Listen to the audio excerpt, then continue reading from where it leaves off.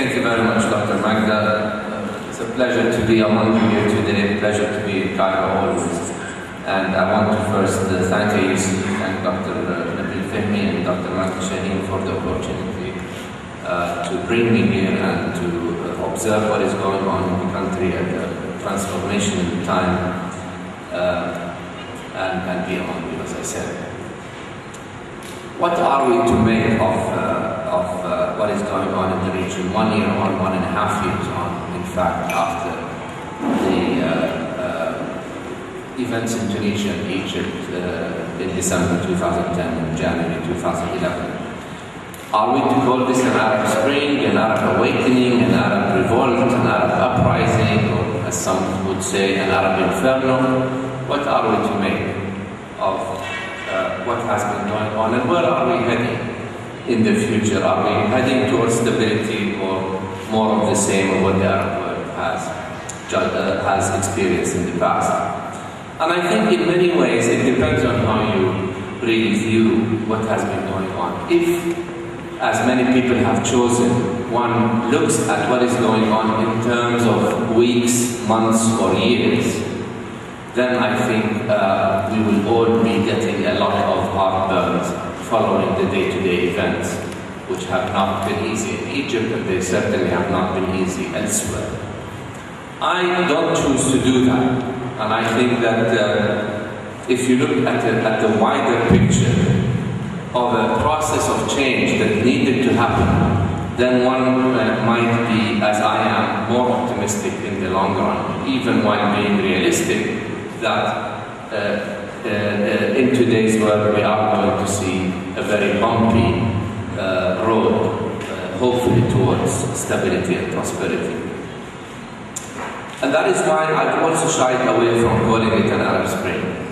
An Arab Spring is a Western construct, really, that came out last year and that sort of gave this romantic notion that somehow the end of dictatorships is going to immediately and instantaneously lead to democratic systems overnight. That, of course, defies history, defies the record. As we all know, processes of change take time.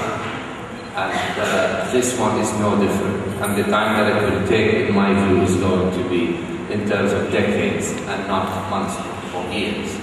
But it's a process of change that needed to happen. A lot of people today find themselves reminiscing about the old days and basically making the point that it was better before. I tend to disagree. I think that the status quo in the Arab world was artificially kept stable. It was not a natural state of stability. When things got out of hand, things exploded, and we are in the middle of an explosion that is going to take time to settle down. But my point of departure is it was not possible to stay at an unstable status quo, not in Egypt and not elsewhere in the Arab world. And that is why I call it an awakening. In fact, it's a second awakening. The first awakening, which this Egyptian poet, George Antonius, wrote about in 1938, the Arab awakening, he called it, and talked about an era where Arabs wanted to get rid of Ottoman rule and then of colonial rule as well. And whereas Arabs, in fact, did get rid of colonial rule and Ottoman rule, they did not succeed at building pluralistic societies. No Arab country, whether it was a republic or a monarchy, whether it was a progressive or it was a socialist country, no Arab country, no Arab system post-independence gave pluralism any serious attention. And we were left in the Arab world with only two alternatives. In many ways, it's still the two alternatives that you are facing maybe today. Either a status quo, a political elite that has governed for decades without any system of checks and balances, or a religious opposition which has been artificially kept out of the system, which has promised people slogans without having to put these stories to test. And these were the two alternatives which to many people in the Arab world were uncomfortable. People were not happy with either a system that was unaccountable or an opposition which basically a lot of people thought would threaten their way of life. And therefore, I argue that the second Arab awakening must, if it is to succeed, must be a battle for pluralism. Must insist on pluralistic societies as the end result of what is going on. Otherwise, what the Arab world will be doing is to replace one system of autocratic rule by another. And this battle of pluralism has still maybe not surfaced in a clear manner. The battle today that is being waged across the Arab world and certainly in Egypt is a battle between secularism and Islam, or religious Islam. And I think still this is a battle of the elite. It is not a battle of the general public, which is less interested in this battle and more interested in their daily lot being improved over time.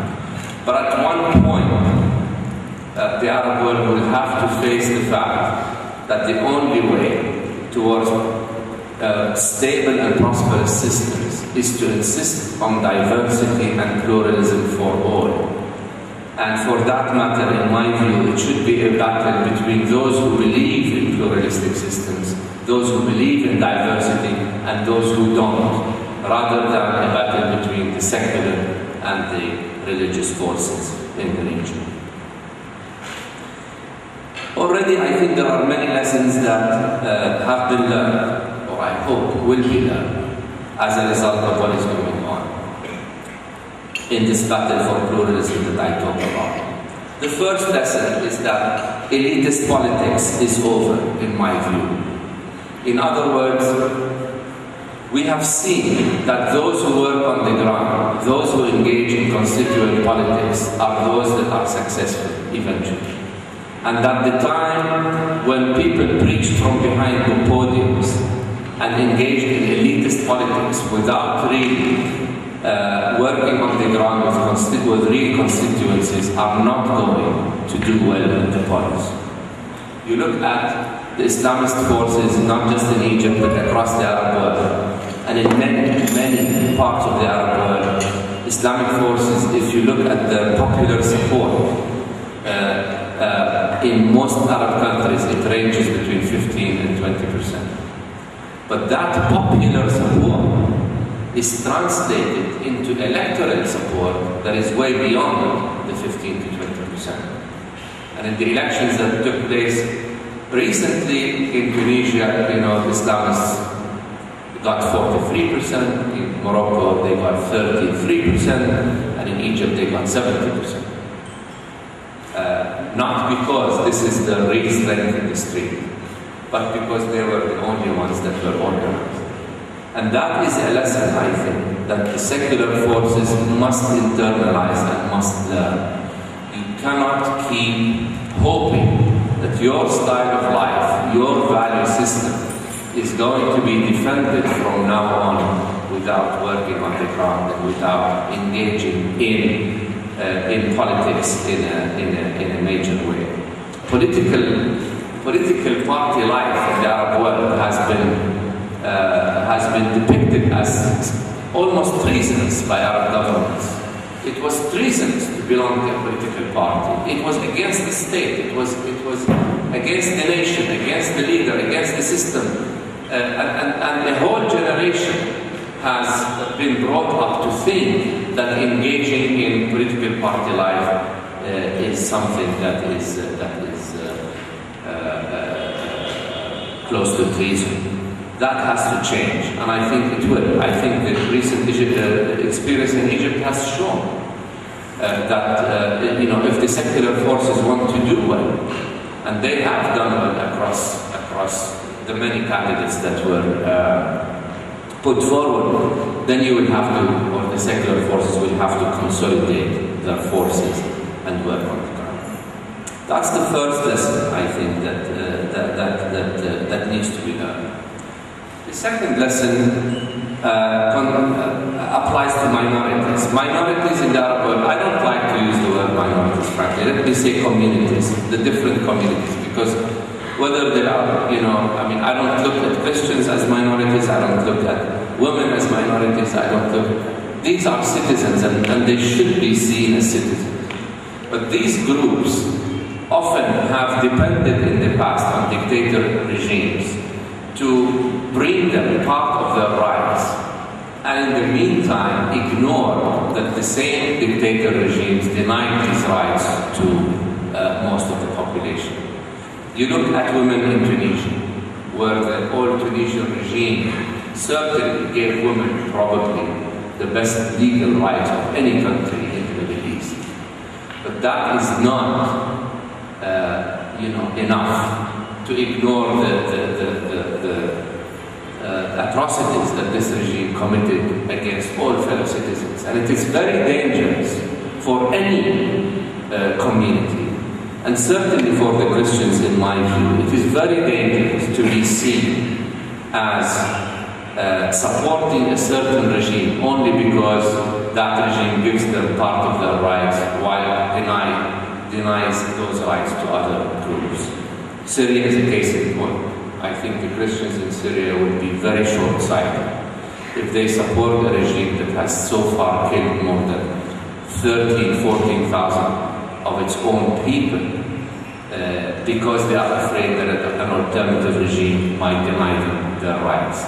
That concern will become a self-fulfilling prophecy if people don't look at themselves as citizens that care not just for their own rights, but for the rights of all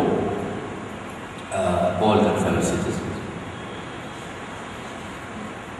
The third lesson that is being learned, I think, is that from now on, secular and religious holiness is over. For the longest time in the Arab world, leaders made it, like I said, treasonous to criticize them in any way. It was unpatriotic almost to criticize the leader, unpatriotic to criticize the system in government. They put a certain holiness around them that basically allowed them to rule in an unaccountable manner. The religious parties did the same. They put a religious holiness around them, so that if one was to criticize these parties, one was seen to be criticizing religion itself, if not God himself or herself. That is over.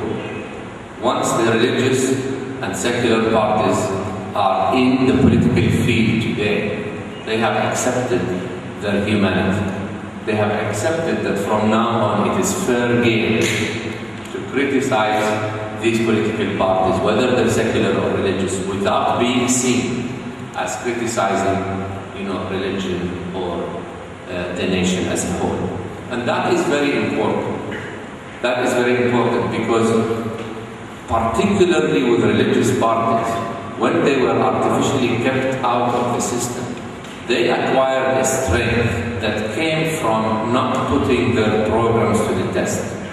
I can assure you, you can assure me, in fact, that the Egyptian public is not going to accept Islam is the solution as a slogan to bring them jobs and investments and to reduce the budget deficit. From now on, people are going to be judged according to results rather than according to slogan. And therefore, this is a very, in my view, important message that one cannot artificially keep any party outside the system, no matter how unpopular the positions of any particular party are to others. One cannot artificially keep the Islamists out of the system, because keeping them out of the system has only strengthened them in the past. And the argument in the Arab world before has been that if you open up the systems, the Islamists will come in, and therefore it is better to keep the systems closed. Well, you have seen the fallacy of this argument in a major way in Egypt. Keeping the system closed has only strengthened the Islamists because it has not allowed other alternatives to develop. And because when the two alternatives are either an unaccountable system or a religious opposition that is promising you the moon, people are going to flock to the religious opposition because that is the only alternative that has been given. Opening up the system does mean that in the short term, people will have to live with a party or a discourse that has enjoyed an unfair advantage through decades because they were the only ones allowed to operate. But that is a price one has to pay until the time comes when other political parties will develop, and until the time comes when the political field is leveled. In my own view, I would predict that we have seen the peak of support for Islamist parties in the Arab world.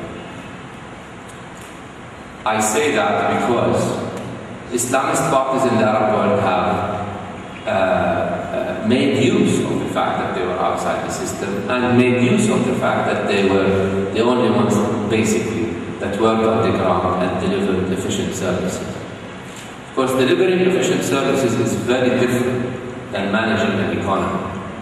And today, when the Islamists come in, they will have to be able to answer to how to manage an economy properly, and they will have to compete over time with other alternatives that will come up. But in the meantime, I think the process is going to go through a bumpy road. I'm a secular person myself.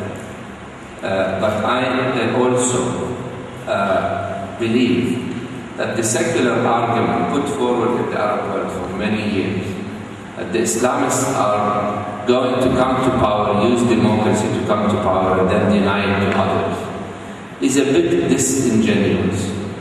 Because the secular forces that came to power in the Arab world, none of them allowed others to come to power and engage in a peaceful rotation of power.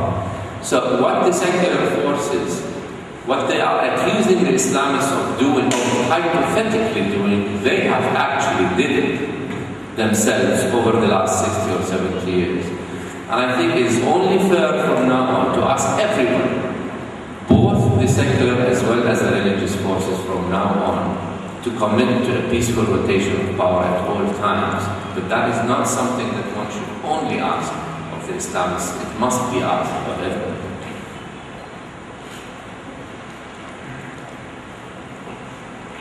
We are in an Arab world where, for simplistic reasons, I like to divide the Arab world into only two categories. Those who have time and those whose time is up. Those whose time is up are people like Egypt, countries like Egypt, where the system has promised gradual reform for the longest period of time, without really engaging in a reform process that is not ad hoc and that would lead to power sharing, because that is, after all, in my view, the major criteria by which one can judge whether the reform process is serious or not, is whether power is going to shift away from the executive towards the judicial and legislative branches of power. The executive branch in the Arab world has simply become way too dominant. And because of that, and because parliaments in the Arab world have always been subservient to the executive, we have not developed systems of checks and balances. And we are where we are today.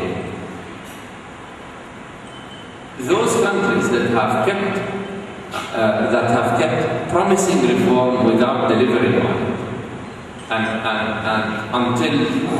until last year, these comprised every single country in the Arab world. Those countries basically have given up the pace of reform to the street, because the street said, look, you have not given us reform, you have not given us development, you have given us promises for the longest time, you pushed forward the argument of bread before freedom, that we need to put food on the table before we can have reasonable political choices, and the result has often been neither bread nor freedom. We're taking over. We, from now on, will dictate the pace of reform. And of course, the street is always better at starting reform or starting change than institutionalizing. But this is why countries like Egypt are today in such a mess. Because you're trying to deal with a change process without strong civil society organizations, without strong political party culture, without the components necessary to put in place a process that does not introduce shocks to the system. And you are seeing the shocks, on a daily basis. And I think, will continue to see them for some time to come.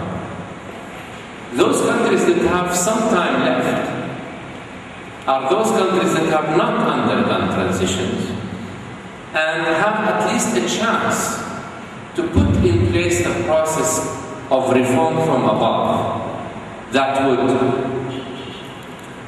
result in also a serious reform process, but a gradual one, and one that would not introduce shocks to the system. Is this being done, however? No, not really. Because the argument of reform from above is a very, very difficult argument for leaders who are used to having it all. To tell these leaders or systems from now on that if they want to keep their power, they have to share it, is an argument that is not easy to internalize. But yet it remains, in my view, a way to introduce reforms in a sustainable, gradual, serious manner without introducing shocks to the system. And whether these countries are going to internalize this and put themselves along this road of a serious reform process that would also lead to power sharing is yet to be determined. Probably the best country that has attempted to do so far is Morocco. Whether they will continue to do so or not is an open question. For now, the Moroccans have been able to basically get ahead of the street, have a new constitution, put it to a referendum, have new elections, have the party that has won the elections form the government, etc. These are not yet far-reaching reforms, because the king in Morocco is still has very, very wide powers. And if this is the end of the process, I don't think that it will be enough. But at least they have been able so far to get ahead of the street. And so what I want to say is, I remain optimistic in the long run. I think some countries are going to do better than others. Tunisia is so far doing, better than Egypt and better than probably any other country. They have undertaken a process which is clearer, which is more logical, and which has the consensus of many parts of Tunisian society. You're struggling still in Egypt, and I think we'll continue to struggle for a while. But I also believe that this battle for pluralism in Egypt has already started. And today we are starting to see third and fourth and fifth forces in Egypt. Not well organized, not very clear about their messages, and yet forces that are attempting to break this bipolar framework that has governed the Arab world for the longest time, political elites on one hand and the religious opposition on the other. And as the saying goes, whatever happens in Egypt does not stay in Egypt. So we all wish you luck, because what happens here is going to determine to a large extent what happens in the rest of the Arab world. I sincerely believe it will be in the end a battle for truth.